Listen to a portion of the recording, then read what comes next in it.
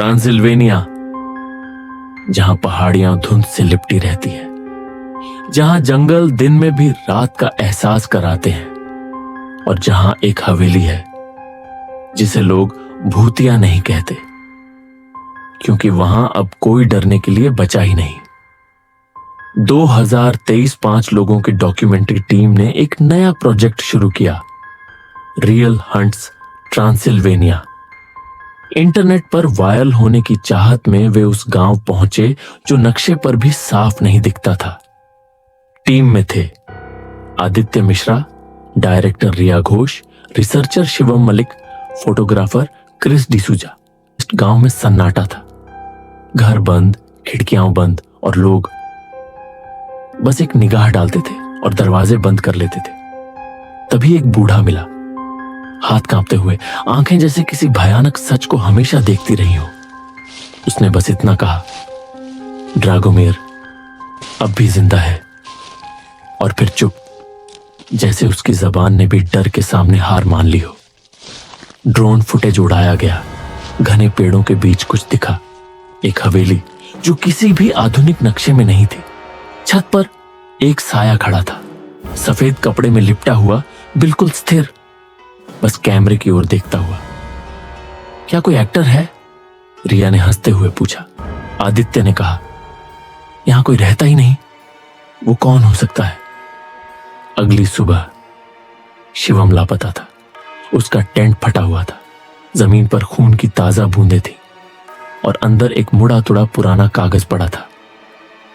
वालेक ड्रैगोमिर, the eternal blood line. सबने इसे props समझा, पर डॉक्टर सोफिया ने कहा, यह खून असली है और ताजा है। हवेली के दरवाजे पर ताला नहीं था, उसने खुद को खोल दिया, जैसे कोई अंदर बुला रहा हो।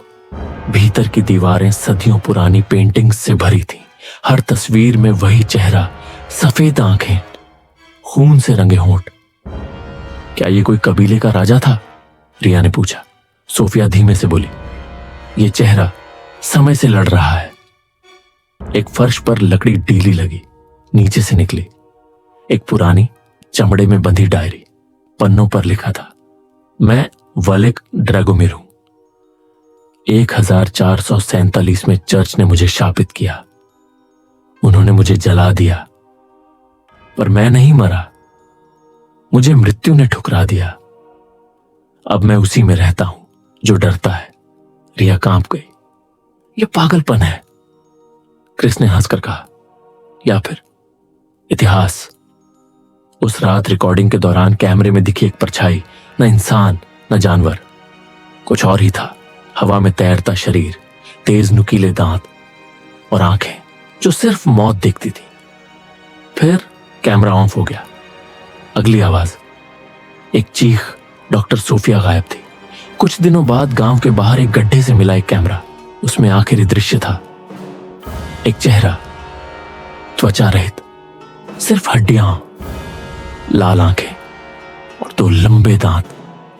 वो कैमरे की तरफ झुक रहा था, जैसे अगले शिकार को सूंघ रहा हो।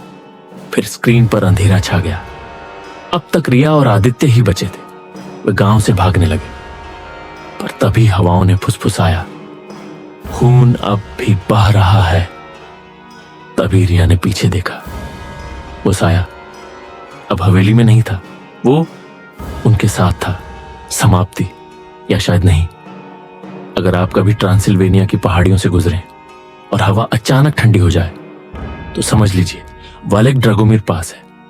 वो आपको नहीं खाएगा अगर आप डरते नहीं हैं, पर अगर दिल की धड़कन बढ़ जाए तो समझ लीजिए वो विरासत जाग चुकी है, क्योंकि वैम्पायर्स कल्पना नहीं थे, वो डर की संतान है, और ये दुनिया उनका भोजन।